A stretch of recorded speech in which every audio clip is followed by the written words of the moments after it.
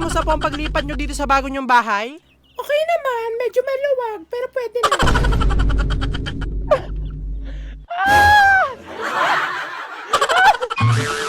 So mga kapudi, ayan, so ngayon na nga yung araw na hindi ko talaga akalain na mangyayari talaga na aalis na nga itong mga sisiw ko nga dito sa mansyon na pinagawa ko nga sa kanila para dito nga sila lumaki, ayan. So dahil nga sobrang dami nga ng mga sisiw ko, nagpagawa talaga ako ng sobrang laki nga nilang bagong bahay para talaga makakilos sila at talaga lumaki nga sila ng maayos. At ngayong araw na nga na ililipat natin sila doon sa pinagawa nga natin na bagong bahay nila para nga talagang mabuhay sila na matibasay at talagang hindi sila magkasakit at hindi sila mag-away-away kasi ngayon nga dahil nga medyo maliit na nga itong pinakamansyon nga nitong mga sisiw ko, madalas na sila nag-aaway-away at talaga sila at dahilan nung kaya sila nagkakasugat sa mata at kung saang parte ng katawan nila. Kaya ngayong araw, ayan, dahil okay na nga tapos na nga yung pinagawa nga natin na bagong bahay nga nila. So samahan nyo ako na ilipat na tong mga sisiw ko na to sa panibago nilang bahay. So tara na.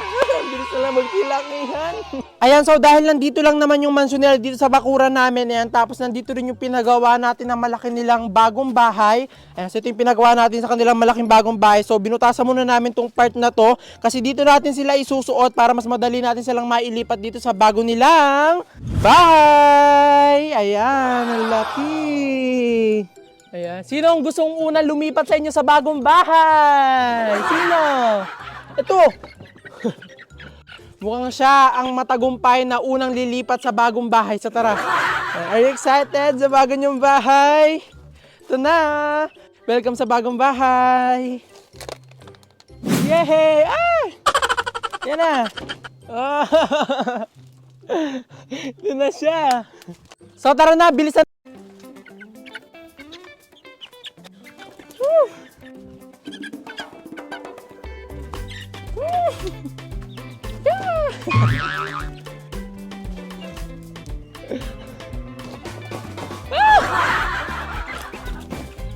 Yeah! Ah! No!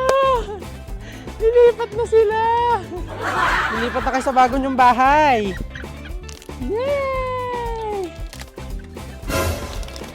Ah! Wag kang umalis! Ala! Ala! Baba! Ang kulit mo naman!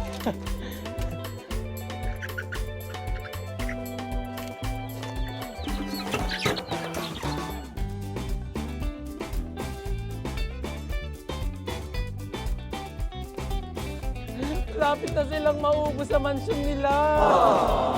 Kailangan to para lumaki kayo ng maayos.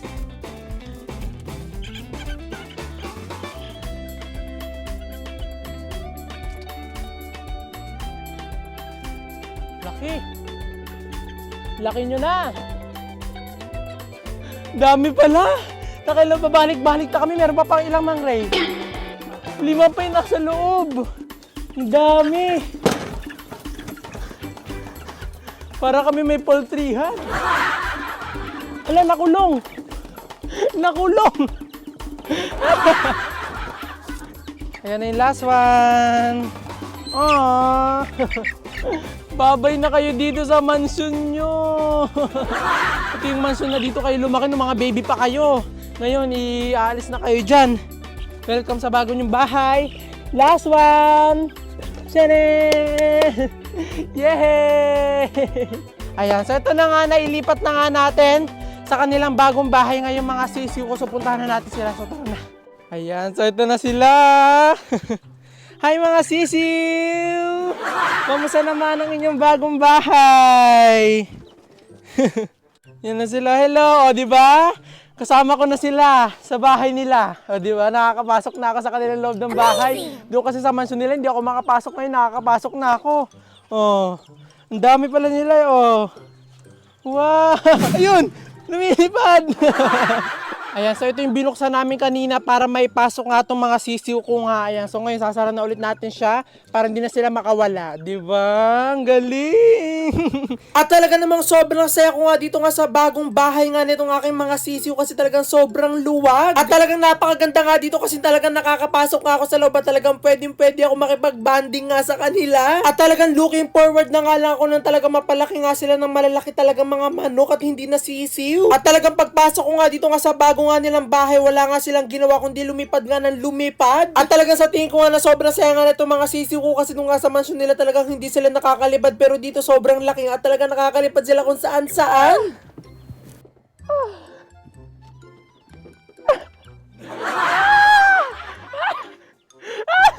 Alis!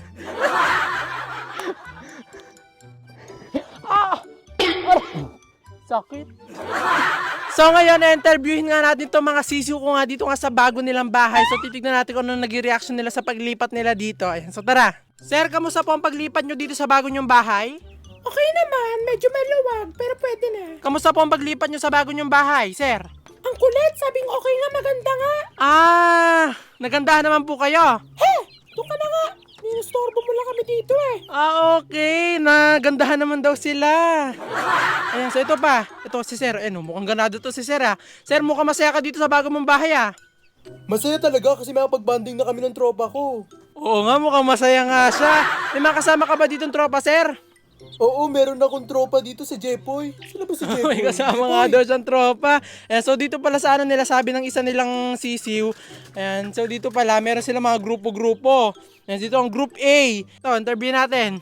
Sir, kamusta po ang paglipat nyo dito sa bago nyong teritoryo? No comment po kami, no comment. Ayaw niya magpa-interview. Sino gusto magpa-interview? Ayan, mukhang ito gusto. Sir, kamusta ang paglipat nyo sa inyong bagong bahay? Ayaw niya.